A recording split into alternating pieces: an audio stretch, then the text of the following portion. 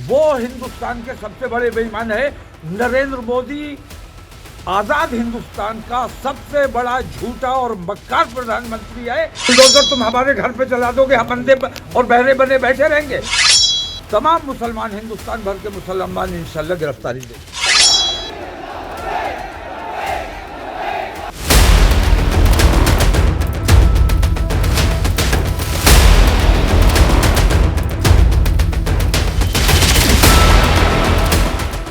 हल्द्वानी के नाम पर बरेली को सुलगाएंगे।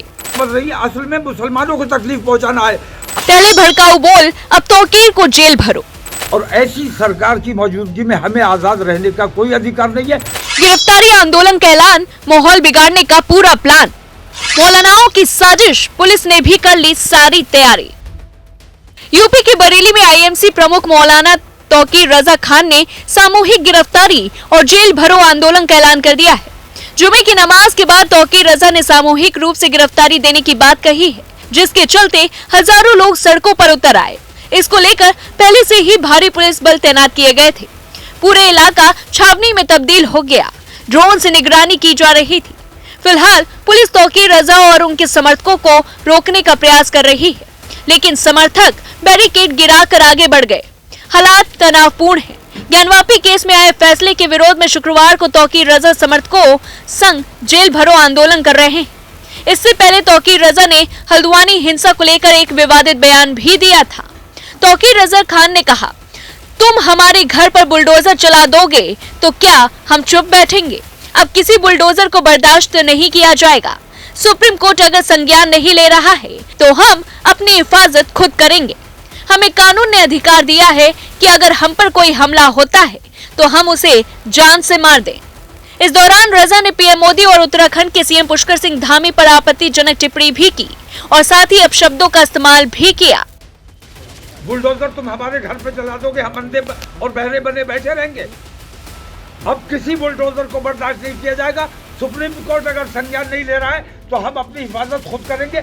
हमें कानूनी अधिकार है, अगर हमारे ऊपर कोई हमलावर होता है तो हम उसको जान से मार दें। यह हमें कानूनी अधिकार है। आज आप निकल रहे हैं, आज किस तरीके से, अभी आपका क्या प्लान है? आज आप कैसे निकल रहे हैं? मैं अभी नमाज पढ़ने जा रहा हूँ, उसके बाद मैं इन संवैधानिक तरीके से, अमन पसंद तरीके से मैं गिरफ्तारी लेना चाहता हूँ, क्योंकि मैं किसी के सामने अपनी शिकायत रख नहीं सकता। मैं मजबूर हूँ। जो जिनके सामने शिकायत रखनी चाहिए वो हिंदुस्तान के सबसे बड़े बेईमान है। नरेंद्र मोदी आजाद हिंदुस्तान का सबसे बड़ा झूठा और मक्कार प्रधानमंत्री है। ऐसे प्रधानमंत्री को कोई ज्ञापन नहीं दिया जाएगा और ऐसी सरकार की मौजूदगी में हमें आजाद रहने का कोई अधिकार नहीं है। तमाम मुसलमान, हिंदुस्तान भर के मुसलमान इंशाल्लाह गिरफ्तारी देंगे।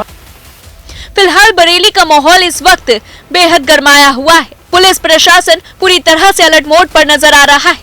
सड़कों पर हजारों लोग उतरे हुए हैं।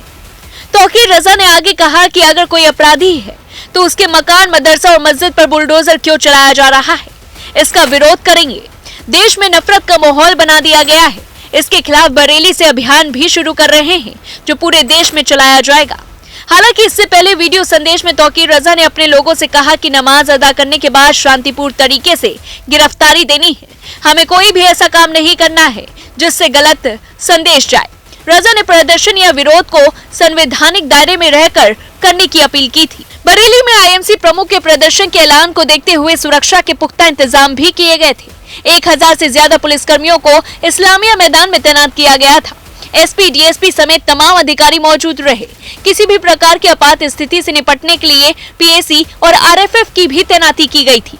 गौरतलब है कि ये सब ऐसे वक्त हो रहा है जब अतिक्रमण हटाओ अभियान के तहत उत्तराखंड के हल्द्वानी में भड़की हिंसा के बाद से माहौल गरमाया हुआ है। उत्तराखंड से लेकर यूपी हाई अलर्ट पर है। तो वहीं इस पूरे मामले में यूपी बीजेपी के नेता मोहसिन ने कहा कि ये बरेली में माहौल बिगाड़ने की साजिश रची जा रही है। तौकीर रजा के धर्म गुरुओं वाले काम नहीं है। तौकीर रजा जैसे लोगों की दुकानें बंद हो रही हैं, इसीलिए वो भड़काने का काम कर रहे हैं। इस पूरी खबर को लेकर के आपकी क्या कुछ राय है, हमें कमेंट बॉक्स में जरूर बताएं। और ऐसी तमाम बड़ी खबरों से जुड़े रहने के लिए देखते रहिए न्यूज़ 1 इंडिया।